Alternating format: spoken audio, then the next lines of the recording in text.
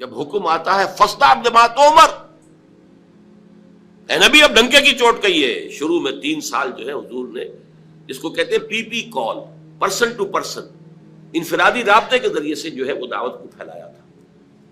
اب آپ کے پاس حکم آ گیا فاصدع بما تؤمر. اے نبی بس اب یہ جو لو پروفائل میں، یہ نوٹ کر لیجئے، خفیہ دعوت کا کوئی دور محمد رسول اللہ صلی اللہ علیہ وسلم کی اس جد و جہد میں نہیں آیا. کوئی خفیہ بات نہیں تھی، انڈر گراؤنڈ موومنٹ نہیں تھی، ہرگز نہیں.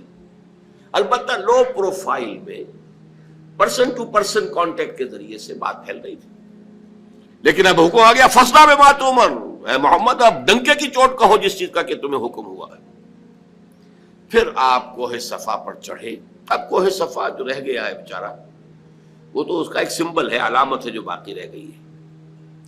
حضور کے زمانے میں باقاعدہ ایک پہاڑی تھی، ایسی پہاڑی کے جس کے پیچھے کوئی لشکر بھی چھپ سکتا تھا، ایسی پہاڑی. بہرحال یہ چونکہ عرب کا دستور تھا، یہیں سے ہمیں ایک بات معلوم ہوتی ہے کہ دعوت کے لیے جو بھی آپ کے زمانے میں مروجہ ہوں طریقے، ان سب کو اختیار کرنا.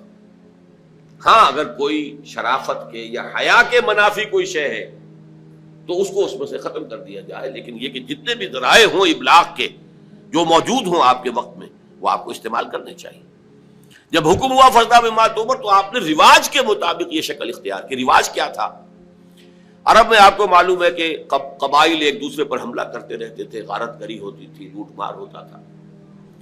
تو اگر کسی کو یہ اطلاع مل جاتی تھی کسی قبیلے کے فرد کو کہ فلاں قبیلہ ہم پر حملے کا پروگرام بنا رہا ہے، اور ہو سکتا ہے آج ہی رات کو، اور رات کو بھی نہیں، وہ جس سے آپ کہتے ہیں small hours of the morning, اس میں وہ آ کر حملہ کیا کرتے تھے 2 3 4 بجے، جبکہ نیند کا انتہائی غلبہ ہوتا ہے لوگوں پر. وہ سوئے ہوئے پر آ کر اچانک ٹوٹ پڑنا، قتل بھی کرنا اور لوٹ مار کر کے بھاگ جانا، یہ ان کا ایک عام رواج تھا. تو جس کسی کو اطلاع مل جاتی تھی کہ قبیلہ جو ہے اس طور سے حملہ آور ہوا چاہتا ہے، وہ کسی بلند مقام پر چڑھ جاتا تھا، کپڑے اتار دیتا تھا، مادر ذات برہنہ ہو جاتا تھا،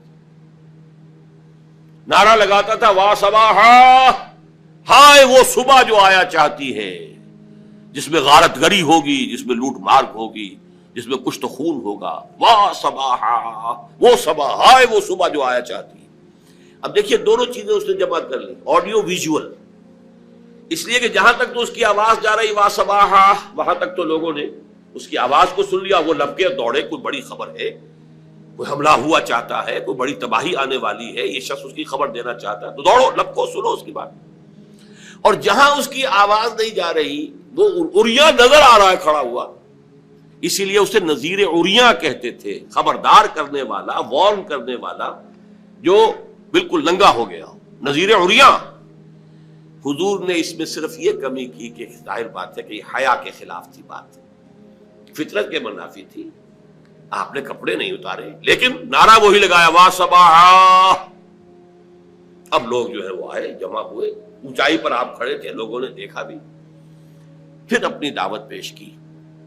اور آپ کے علم میں ہے یہ واقعات تو سب جانے بوجھے ہیں کہ اس مجمع میں سے سگا چچا بولتا ہے تبا لکا لہذا جمعتنا، تمہارے لیے ہلاکت اور بربادی ہو. کیا تم نے اس کام کے لیے ہمیں جمع کیا تھا؟ ہم سمجھے تھے کوئی واقعی خبر تم دینے والے ہو، تم کوئی بات بتانے والے. اور نوٹ کیجیے جو میں نے عرض کیا تھا، وہ پہاڑی کتنی بڑی تھی کہ حضور نے پہلے یہ کہا کہ لوگوں اگر میں تمہیں یہ خبر دوں کہ اس پہاڑی کے پیچھے دشمن کا لشکر ہے جو تم پر ٹوٹ پڑنا چاہتا ہے، تو میری بات مانو گے کہ نہیں؟